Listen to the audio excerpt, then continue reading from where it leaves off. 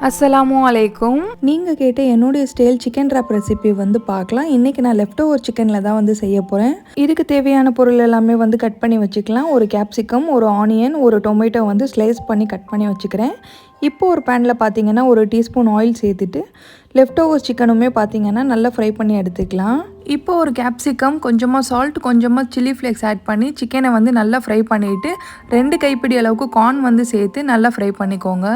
இப்போ rape role பண்ணுறதுக்காக readymade டோட்டியா வாங்கி வச்சுருக்கேன்.